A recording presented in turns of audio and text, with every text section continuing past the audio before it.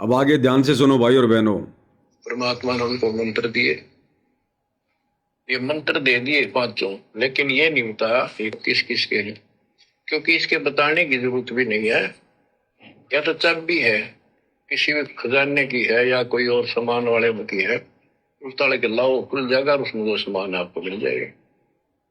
फिर भी याद होना आवश्यक है कि ये इसमें यूं सामान है, इसमें ये सामान है।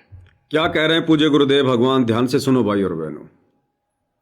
गुरुदेव कह रहे हैं परमात्मा जी ने राबिया को ये मंत्र दे दिए जो मंत्र आज हमें दे रहे हैं प्रथम नाम दीक्षा में, बीच बीच के 5 मंत्र। लेकिन परमात्मा ने राबिया को यह नहीं बताया था कि ये मंत्र किन देवताओं के हैं, किन शक्तियों के हैं।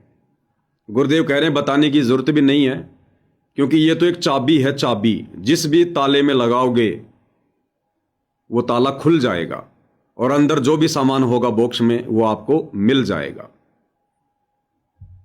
राबिया ने परमात्मा को क्यों नहीं बताया था, उसके पीछे कारण था भाई और बहनों। क्योंकि उस समय ये धर्म की दीवारें इतनी ज्यादा मजबूत थी, हम अपने धर्म के अलावा दूसरे के धर्म की इबादत को, साधना को स्वीकार करने को तैयार नहीं थे। अगर परमात्मा राबिया को ये मंत्र देते समय बता देते कि बेटा ये मंत्र ब्रह्मा और शांति का है, ये मंत्र गणेश जी का है, ये मंत्र लक्ष्मी और विष्णु जी का है, तो राबिया कभी भी हृदय से उन मंत्रों को स्वीकार नहीं करती। हो सकता है वो मना कर देती कि महाराज जी हमें आपके मंत्र नहीं चाहिए, क्योंकि वो अपने धर्म के रंग में काजी मुल्लाओं के द्वारा इतनी रंगी जा चुकी थी। तो एक कारण तो ये था कि परमात्मा ने उसको नहीं बताया कि ये मंत्र किन किन शक्तियों के हैं। दूसरा, पूज्य गुरुदेव भगवान कह रहे हैं कि बताने की आवश्यकता भी नहीं है, क्योंकि ये तो एक ताड़ी है और ताड़ी को यदि चाबी में लगाओगे तो ताला खुल जाएगा और जो भी सामान पेटी में रखा है वो आपको मिल जाएगा। अब आप और हमने क्या समझना है इस संकेत से? देखो ये विशेष संदेश है, ज्यादातर संकेतों में है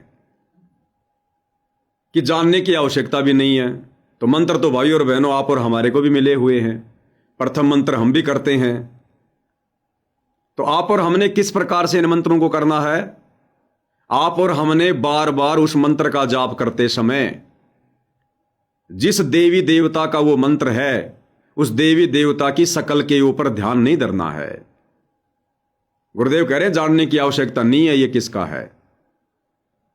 हां, हमें यह पता अवश्य होना चाहिए कि प्रथम मंत्र में जो 7 मंत्र हमें गुरुदेव ने दिए हैं ये किन किन शक्तियों के हैं, बस हमें इतना नॉलेज होना चाहिए।